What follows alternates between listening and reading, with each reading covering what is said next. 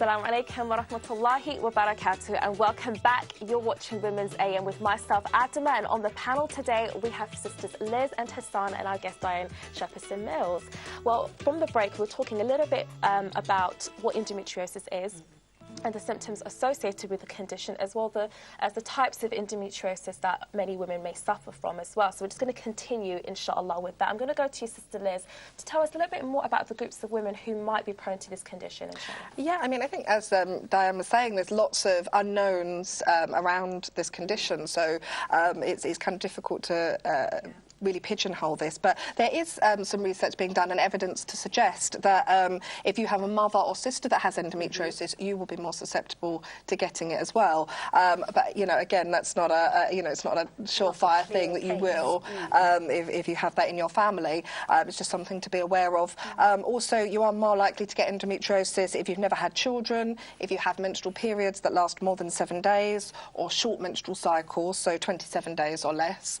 But once again, it's always best to go to the GP, get these things checked out, before, never self-diagnose, basically. Definitely. And of course, if you would like to get in touch with us and comment on the show, or if you've got any questions, please do call in.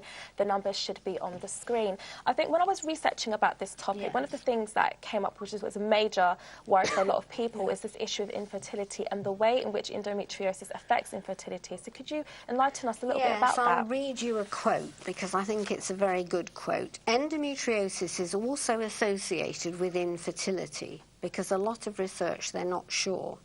It has a stronger association between the severity of the disease and the impact of infertility, probably mediated through reduced egg quality and reduced endometrial receptivity to the blastocyst implanting properly. So there is now some research which does show that it can cause a problem.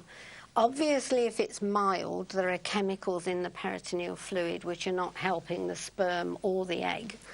And obviously, if you've got lots of adhesions and the organs are not, if the fallopian tubes aren't over the ovaries, if they're stuck away, you're going to have problems conceiving because the organs aren't in their correct position. Definitely. And in your experience, how often do you find this to be the case with women who might be suffering from this condition? Well, a lot of women have got adhesions, and some involve the bowel and the bladder, so you can also get bowel and bladder pain and problems. So quite a vast amount have got, I think it was something like 40% have got bowel involvement. Because whenever they're saying, oh, irritable bowel syndrome, I always think, have they got endometriosis? And we need everyone to be aware but not anxious. But you must go to the doctor and get to see a specialist endometriosis, and then you can get on the right treatment regime to help. Yeah. I mean, clearly, the menstrual cycle is a big part of a woman's life. And so, I mean, the major question that is at hand here is, are there any treatments available to either contain this condition, or is it a cure, for example? There are no known cures, but what we really want is quality of life. We need to, have painkillers that help reduce the pain and don't reduce your consciousness. You want the pain to be dulled. And you've got various treatments. You've got the drug treatments, like the painkillers, non-steroidal anti-inflammatories, tramadol, which is like a morphine derivative. You have to be careful with non-steroidal anti-inflammatories because they can cause something called luteinizing unruptured follicle. If you use them too much, they stop the egg being released from the ovary. But paracetamol, all sorts of different painkillers, Voltarol, and then you've got the treatment, which is putting the body into a pseudo-pregnancy, like the oral contraceptive pill, to dry out the endometriosis, or putting the body into a pseudo-menopause, a GnRH analogue, and some of the aromatase inhibitors, or you can have injections with Depo-Provera or Mirena coils.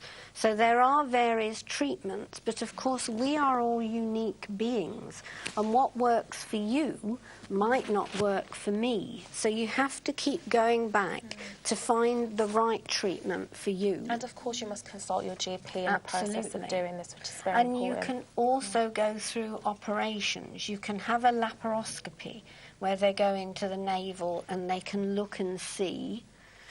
Some of the gynecologists will laser and burn the little spots of endo away. Some of them use microsurgery, so minute scissors, and cut it out. And then you have laparotomy if you've got huge cysts or problems with bad adhesions. You may need to have a laparotomy so they can go in and unpick the adhesions and put all the organs back where they're supposed to be. So there are various different treatments, and it depends on how bad your endometriosis is. Oh dear, but if you're trying to get pregnant, there's a school of thought that says leave well alone if it's mild endometriosis. But if you had a large cyst on your ovary, as I did, the material within that cyst might be damaging the sperm and the egg, so you may need that cyst removing, especially if it's causing pain and discomfort and painful intercourse. So, I mean, this is such a huge issue. This issue of fertility, I know that we've covered it on the show before, and subhanAllah, Sister Hassana, this is a big deal for a lot of sisters who might be married or thinking about getting married. The issue of becoming a mother is so deeply entrenched in the minds of many people within our community. For sisters who might face the prospect of not ever having a child, or who might be suffering from this condition, what advice could you give to them? No, it's a really difficult situation because they're not only dealing with the physical pain of the problem, but also they're going through